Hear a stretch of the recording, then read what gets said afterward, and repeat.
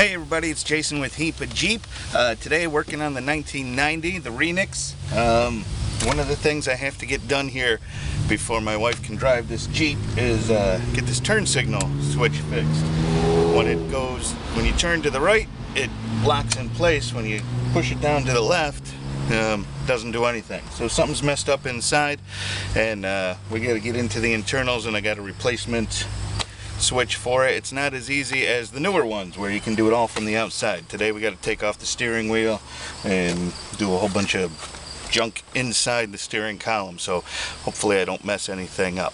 But before we get started on this, please subscribe to the Heap of Jeep channel. I'm working on a 96 and this Renix, and then I do a bunch of other bonus videos whenever the mood strikes me to work on something else.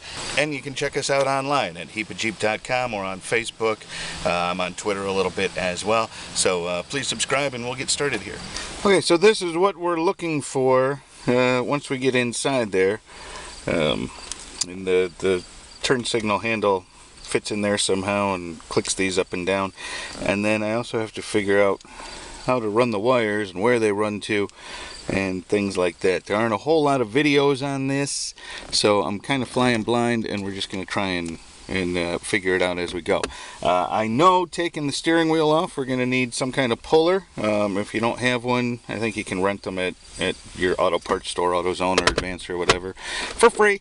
And then you're also going to need a steering wheel lock plate tool. And I'll show you about this when we get there, because there's a lock plate that locks the steering wheel up, and we have to remove that, and you need a special tool for that. So first things first, the horn. And it looks like there's a whole bunch of rivets there, but really I think they're just plastic, because this just sort of pulls off. Once that's off, then there's 3 Phillips screws. I don't know exactly what they're holding on. It looks like this part of the horn. So and there looks like there's a few little pieces in there, so I'm just going to try and take this off all in one go, so that all these pieces stay together.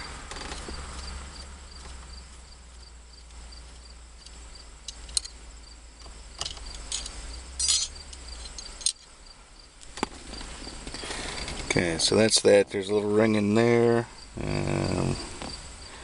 There's that. And with that out of the way, I'm going to use a 21 millimeter. I don't know if that's the perfect size. It might be standard, but that's what I'm going with.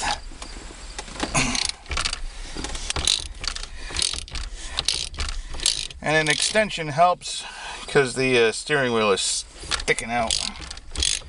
So without the extension, it would be hard to ratchet in there, or the wrench.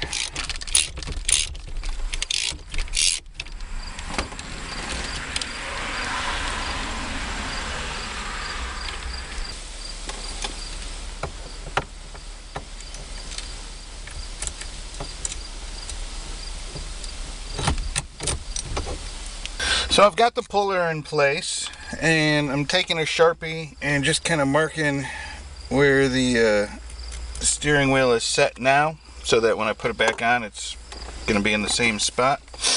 And we'll see if we can get this out of here.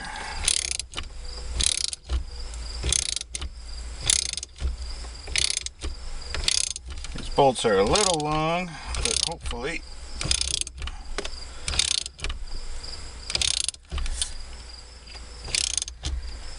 they'll do what I need them to do.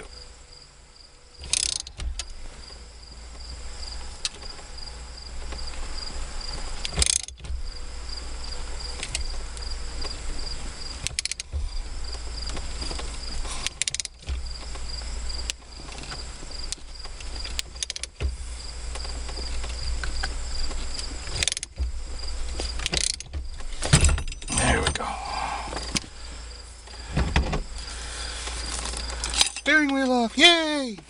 Now this is your locking plate. I believe there's a little ring in there that's holding that on. So I'm going to figure out how to use this other puller. I think we have to compress this down to get that little ring off. Okay, so this wasn't real complicated.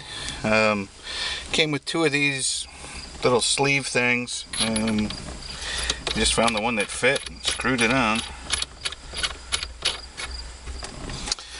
And then it came with two of these, and I just picked the smaller one, which was going to be closer to the little ring there. I could have just figured it would be better leverage, but it probably really didn't matter. Then this long bolt, I set these nuts kind of right there so it'd start pushing down pretty quick, and then you just tighten it.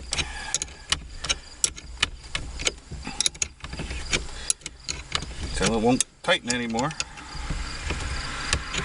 And then you can see there's a little ring in there.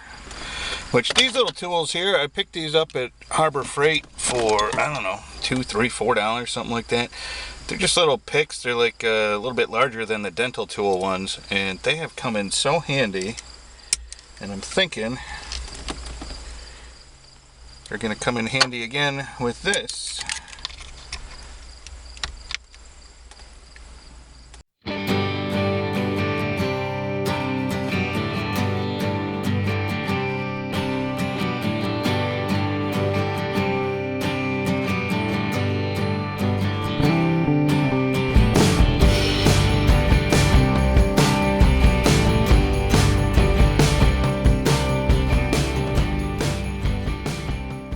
I'm gonna get some smaller tools to wedge in there so I can work my way around it. I'll be right back. Here's what worked. Little screwdriver and the pick. And what I did was just get in one end and use the screwdriver to pull it up this way. That's it right there. I don't know if it's showing up on camera, but it's just a little ring. I can't pull it all the way off because this puller's on, but it's out of the way enough where I think if we let it down,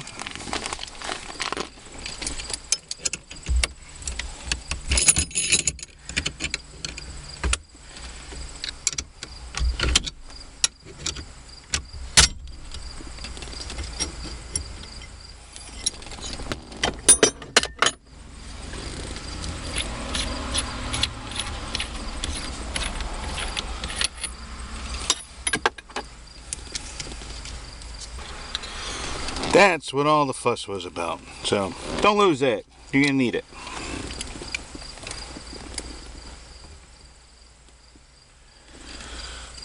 There's that.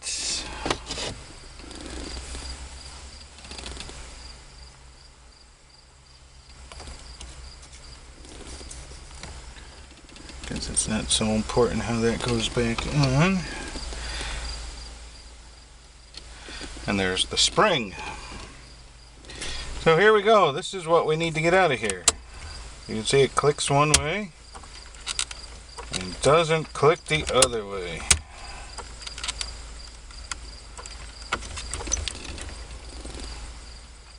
Looks like that is held on by one Phillips screw.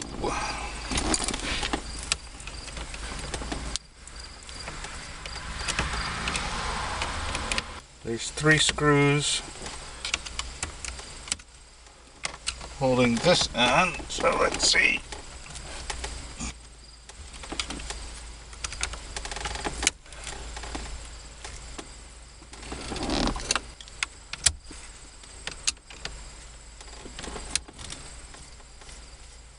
Forgot this.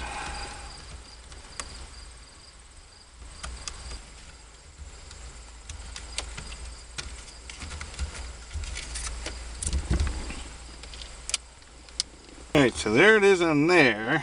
Now we have to figure out how to get these wires out, because I'm not sure exactly where they hook up. Alright, well, there's no way for me to get a camera in underneath where this plug is on the old one. It's right up on the bottom of the steering column right underneath the dashboard. I can barely, I've got it pretty much taken apart and I can still barely see it, but I was able to reach up in there and get it apart. Now the problem I'm going to run into is fishing the new one down and getting the old one out, because it's sort of like a fish hook. Once you get it in there, you know, you slide it in through like that, it's not going to want to come out. So what I think I'm going to do is cut the wires to the old one, tape this end to those wires and pull it out that way and pull the new one down through. I think that should work. I hope it'll work, because that's what I'm doing. So just going to go ahead and cut the wires on the old one.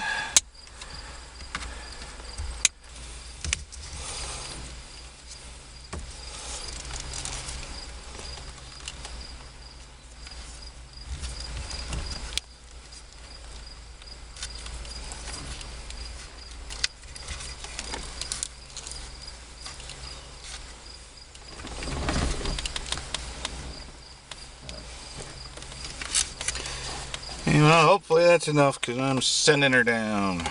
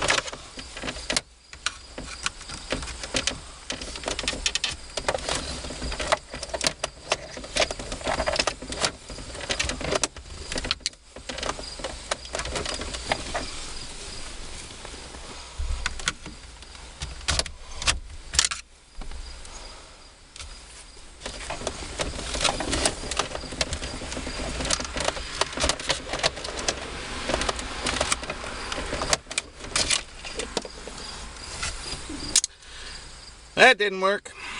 Okay, I'm gonna go get a long stick and see if we can just shove it through. After fighting with it for about an hour here, I finally gave up. Underneath here, let's see if I can get it on camera better. Underneath the steering column is a little channel that all the wires fit through. And this part is soft plastic, but then it keeps going, and back here is the metal bracket that actually holds the steering column in place. And it was such a tight squeeze to get that plug through, I just said screw it, and I took it outside the channel. The steering column, the plastic cover ends here, and so I just took it out and underneath. Once all this is back up and the dashboard is back in place, you'll never see it, so I think it'll be alright. It's not like it's going to be moving around a whole lot in there, so it shouldn't get too chewed up or anything. But that was my solution. So just brought it out here, and then it was real easy to plug back in once I got it through there.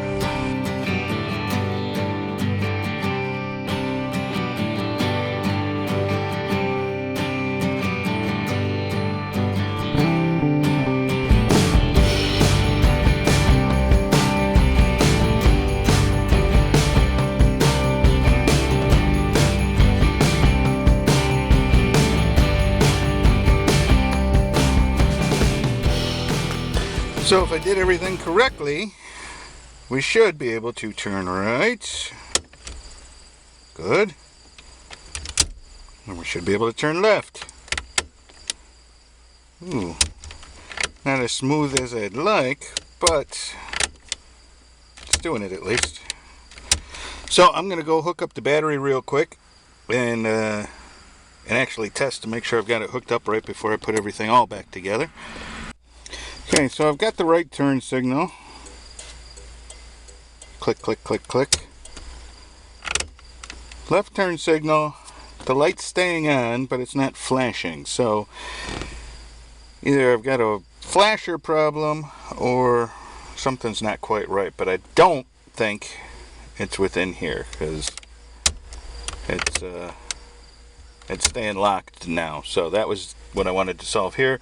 So I'll solve the flasher problem at another time. It's probably just a bad flasher unit, so we'll solve that at another point. But let's finish putting this back together.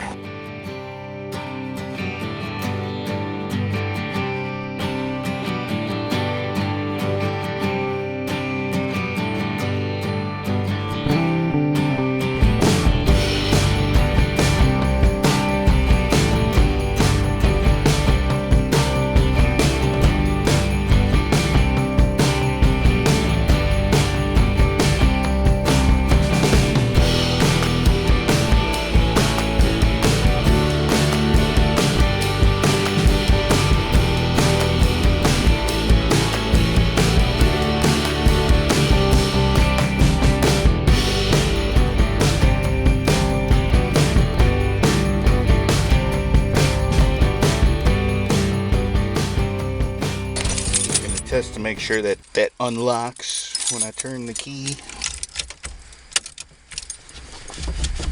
Yes, it does. Okay, so then just got to line the steering wheel up with the marks I put on. I don't think there's any special tricks to this. I think you just tighten it up.